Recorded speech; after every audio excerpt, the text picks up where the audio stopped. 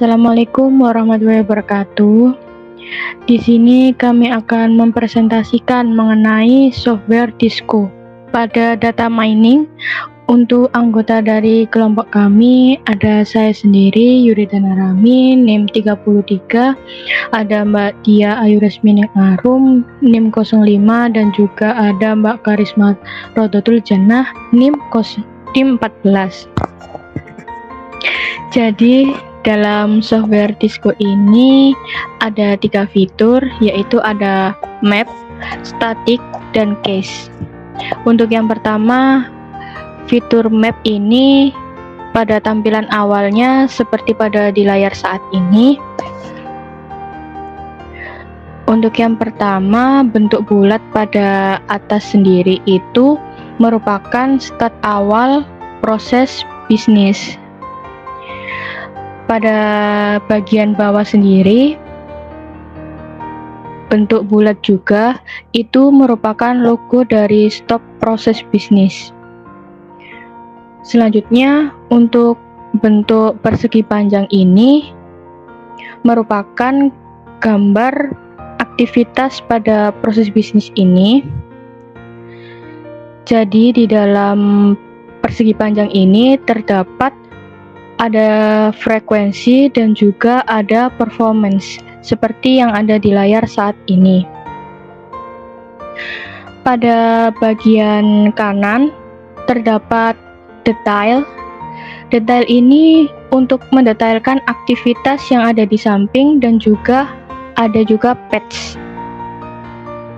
Untuk bagian set yang di atas ini merupakan untuk mencari sebuah aktivitas yang ada di samping pada proses bisnis ini. Misal kita akan mencari aktivitas create purchase order, bisa diketik create purchase order.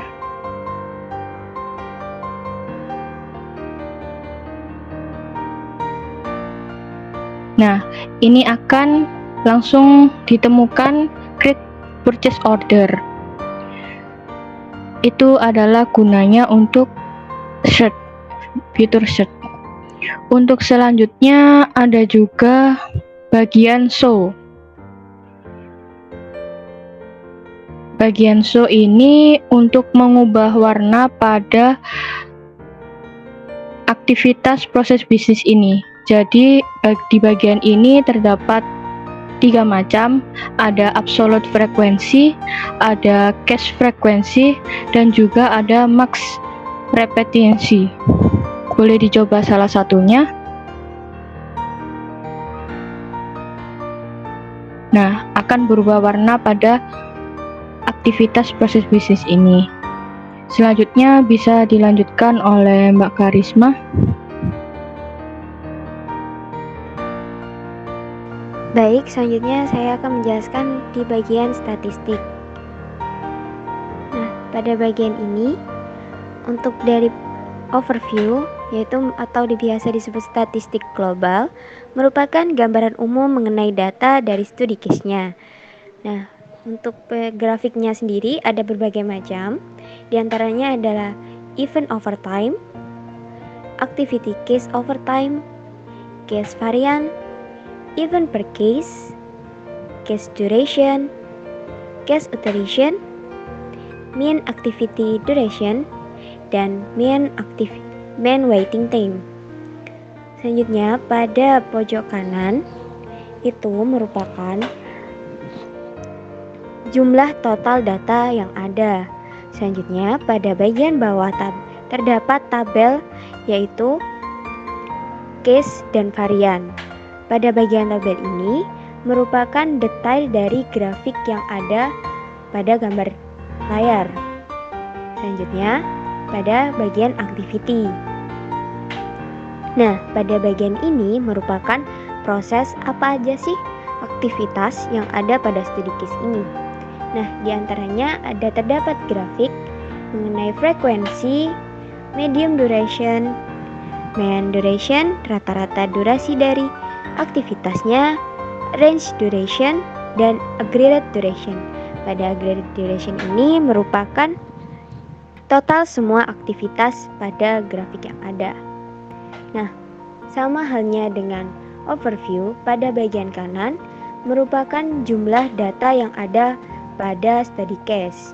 Nah, untuk tabel bagian bawah merupakan pada L activity dan juga first chart.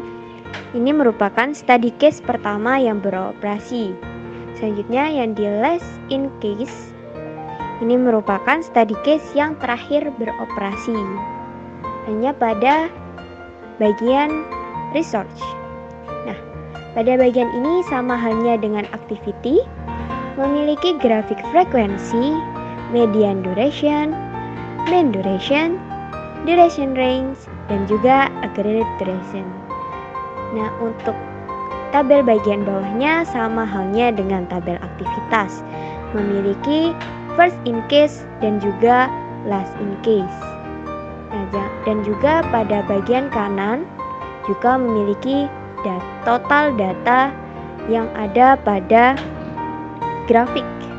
Nah, selanjutnya yang terakhir ada role atau atribut. Nah, ini pada role sendiri merupakan atribut yang ada pada study case. Di sini terdapat all value, first in case, dan juga last in case. Nah, untuk selanjutnya akan dijelaskan oleh Kak Dia, dipersilahkan. Terima kasih. Terima kasih untuk Mbak Harisma. Di sini saya akan menjelaskan dari fitur quiz-nya sendiri. Untuk fitur quiz-nya, pada fitur quiz ini bisa dilihat ada 98 varian dan juga ada 608 case. Di sini kita memilih varian ke-1.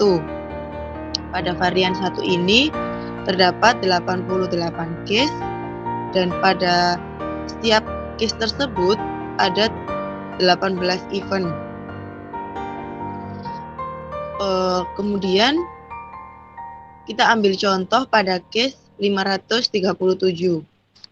Untuk case 537 ini, untuk startnya ada pada tanggal 18 bulan 3 tahun 2011 pada jam 5 lebih 38 menit. Untuk durasinya 13 hari 17 jam dan juga ada active time-nya 13,62%. Di sini ada tabel di mana ada 18 aktivitas, yaitu yang pertama ada create purchase requisition hingga activity yang terakhir ada pay invoice. Kemudian bisa kita ambil contoh kembali untuk case 159. Pada case 159 ini terdapat 23 event, di mana untuk startnya dimulai pada tanggal 21 bulan 1 2011 pada jam 9:02 menit. Untuk durasinya 14 hari 23 jam. Untuk active time-nya 9,91%. Kemudian untuk activity-nya yang pertama ada create purchase requisition dan yang terakhir hingga pay invoice. Kemudian pada setiap varian ini terdapat case yang berbeda-beda. Pada case 159 ini bisa kita lihat berbeda dengan case 339. Untuk case 339 ini startnya pada tanggal 16 bulan 2 tahun 2011 pada jam 8 lebih 31 menit dengan durasi 11 hari 18 jam, di mana active time-nya 0,89%. Pada case 339 ini memiliki 8 activity, di mana yang pertama ada create purchase requisition dan yang terakhir ada analyze request for quotation. Bisa dilihat pada case 339 ini hanya memiliki 8 event atau 8 activity, karena pada case ini melewati beberapa case, di mana pada case 159 ini lebih banyak melewati activity ataupun event daripada case pada 339. Di sini teman-teman yang menggunakan Disco bisa melihat ada banyak varian, di mana varian ini ada 98 dan untuk case-nya ada 608. Pada varian 1 terdapat 88. Kemudian di sini untuk mencari analis request question, apakah analis request for quotation ini terdapat pada semua case atau semua activity. Untuk mengeceknya bisa klik kanan, kemudian search analis. Nah, di sini kita bisa tahu untuk case mana saja yang melewati activity atau melewati case analysis request for quotation.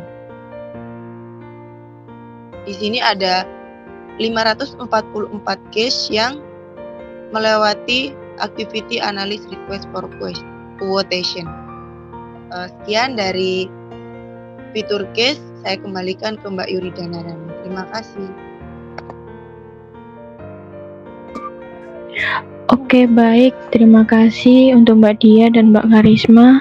Sekian dari kelompok kami untuk pengenalan software Disco.